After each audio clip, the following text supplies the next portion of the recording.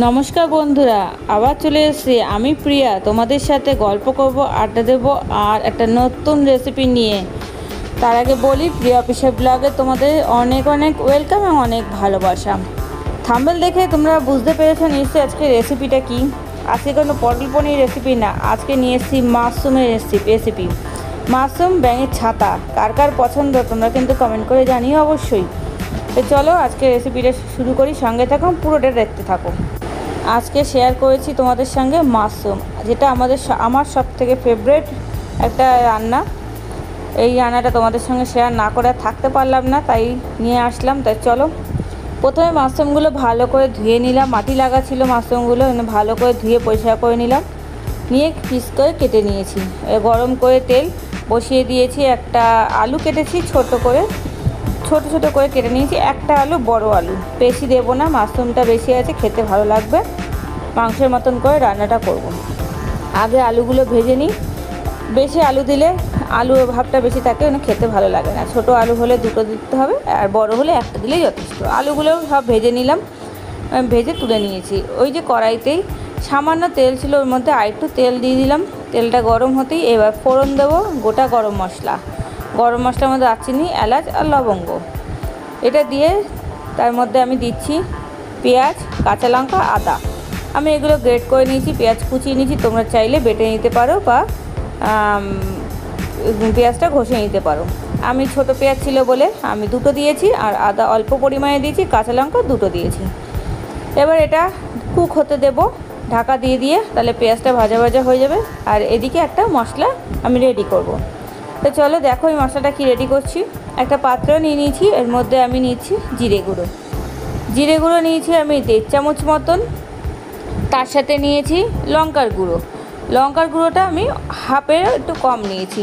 আমার বলেছিলাম একটা ছোটো বেবি আছে, আর ঝালটা খুব একটা আমি ফেভার করি না, ওই জন্য অল্প নিয়েছি। তোমরা চাইলে ঝালটা দিতে পারো। আর নিয়েছি ধনে গুঁড়ো 1 চামচ, তার থেকে একটু বেশি, 1 চামচ মতন। আর নিয়েছি সঙ্গে হলুদ। নুন আর ঝালটা সম্পূর্ণ নিজেদের স্বাদ অনুসারে দেবে। ঝাল একটু বেশি হলে ভালোই লাগে, যারা ঝাল পছন্দ করে তারা একটু ঝালটা বেশিই দেবে। আর এর মধ্যে দিয়ে দিলাম নুনটা দিয়ে এবার জল দিয়ে আমি এটা একটা পেস্ট রেডি করে রেখে দেবো। তোমরা জিরে আদাটা একসাথে বেটেও নিতে পারো, আর এইভাবে পেস্ট করে নিলে মশলাটা ভালো কুক হয়। আর দেখো এদিকে মশলা রেডি করতে করতে আমার পেঁয়াজটা ভাজা হয়ে গেছে। ঢাকা দিয়ে যদি পেঁয়াজ ভাজো তাহলে খুব সুন্দর ভাজা হয়। এখানে আমি 2টো টমেটো নিয়েছি, আমার কাছে ছোট টমেটো ছিল বলে 2খানা নিয়েছি, তোমাদের কাছে বড় থাকলে একটা নেবে। আমি এটা ঘষে নিয়েছি, তোমরা বেটেও নিতে পারো, পেস্ট করে নিতে পারো, তোমাদের যেটা ভালো লাগবে সেইভাবে করে নিও। আমি ঘষে নিয়েছি। এবার এটাকে পেঁয়াজের সাথে ভালো করে কুক হতে দেব। টমেটো একটা কাঁচা কাঁচা ভাব থাকে, গন্ধ থাকে, সেটাকে যতক্ষণ না আর তেল ছেড়ে আসে ততক্ষণ কষতে লাগে মশলাটা। এর মধ্যে যে আমি মশলাটা রেডি করেছিলাম সেটা আমি দিয়ে দিলাম। এইবার পুরো মশলাটা খুব সুন্দর করে আমি কুক হতে দেব। মশলাটা ততক্ষণই কুক করতে হবে, ঢাকা দিয়ে করলে খুব তাড়াতাড়ি হয়।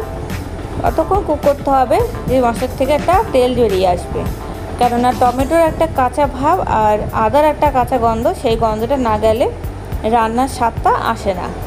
এবার দেখো আমি মশলাটা রেডি করতে থাকি। মাশরুমটা আমার খুবই পছন্দের একটা রান্না। আমাদের বাড়িতে মাংস হয় না, ওই জন্য এইগুলোই আমি মাংসের মতন করে স্বাদ করে রান্না করি। আর এটাই তোমাদের সঙ্গে আজকে শেয়ার করতে চেয়েছি, কেননা এটা আমার খুব ফেভারিট একটা জিনিস। আর এই জিনিসটা তোমাদের সঙ্গে শেয়ার করবো না তা কি হয়। আমি এই মশলা কষতে এর মধ্যে দেখো সামান্য পরিমাণ চিনি দিয়ে দিলাম। নুন আর ঝাল, মিষ্টি, এই 3টে জিনিস সম্পূর্ণ নিজেদের স্বাদ অনুসারে দেবে। আমি দেখিয়ে দিচ্ছি তোমাদের মশলাটা কীরকম কুক হয়েছে। দেখো একটা তেল বেরিয়ে আসছে আর কত সুন্দর কালার হয়েছে। এইভাবে তেল যখন বেরিয়ে আসবে বুঝবে মশলা একদম রেডি হয়ে গেছে। এরপর আমি দিয়ে দেবো মেন জিনিস, মাশরুমটা একটু মশলার সাথে ভালো করে কুক করব। কেননা মাশরুমের মধ্যে মশলার যে স্বাদ আর নুন ঝালটা মাশরুমের ভেতর ঢুকলে তখন খেতে ভালো লাগবে। আমি খুব ভালো করে মশলার সাথে মাশরুমটা মিশিয়ে নিচ্ছি। আর এর মধ্যে যে আলুটা আমি ভেজে রেখেছিলাম সেই আলুটাও দিয়ে দেবো, তাহলে একসাথে দুটো জিনিসই কুক হয়ে যাবে। মাশরুম, আলু আর মশলা সব কিছুর মধ্যে সমানভাবে সমান পরিমাণে মশলাগুলো ঢুকে যাবে। এবার খুব ভালো করে কুক করব।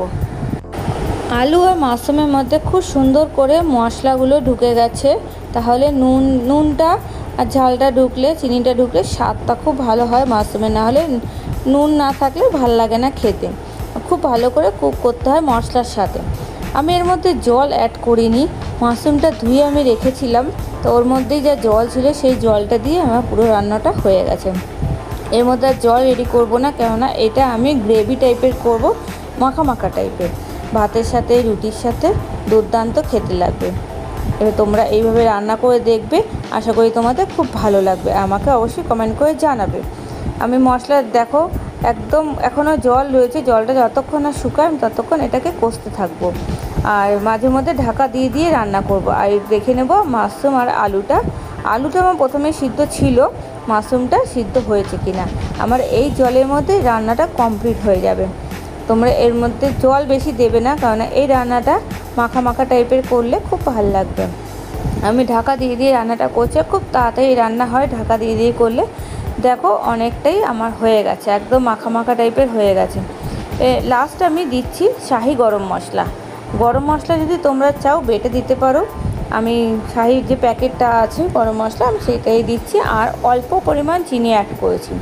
আমি একটু টেস্ট করে দেখেছিলাম, চিনিটা কম ছিল, তাই অল্প পরিমাণ চিনি অ্যাড করি। তোমাদের আমি একবার দেখিয়ে দিই যে কেমন হয়েছে। দেখো তোমরা একদম মাখা মাখা হয়েছে আর কত সুন্দর হয়েছে। এইভাবে তোমরা রান্না করে দেখো, আমি আশা করছি তোমাদের খুব ভালো লাগবে। আর রান্নাটা করার পর অবশ্যই আমাকে কমেন্ট করে জানাবে যে তোমাদের কীরকম লাগলো আর কেমন খেতে টেস্ট হলো। আমাকে অবশ্যই করে কমেন্ট বক্সে জানাবে। চলো এবার রান্না তো আমার একদম কমপ্লিট হয়ে গেল। এবার প্লেটে সার্ভ করে দিচ্ছি। তোমাদের কীরকম লাগলো আমাকে কিন্তু জানাতে ভুলবে না। আর যারা আমার চ্যানেলে নতুন আছে, ভিডিওটা দেখছো, অবশ্যই চ্যানেলটাকে সাবস্ক্রাইব করো। পাশে বেল আইকনটা অবশ্যই করে প্রেস করো নতুন নতুন ভিডিও পাওয়ার জন্য। লাইক করতে ভুলো না, কমেন্ট অবশ্যই করে জানিয়ে তোমাদের কেমন লাগলো। আর বাড়িতে ট্রাই করে দেখলে কিন্তু আমাকে কমেন্ট করতে ভুলো না। আর ভিডিওটাকে অবশ্যই শেয়ার করে দিও। আজকে রেসিপিটা এই অবধি। তোমাদের যদি ভালো লাগে থাকে আমাকে কমেন্ট করবে, আরও নতুন নতুন রেসিপি নিয়ে আমি তোমাদের সঙ্গে খুব তাড়াতাড়ি আসবো। তোমরা সবাই সুস্থ থেকো, ভালো থেকো। আজকে এই অবধি, চলো টাটা।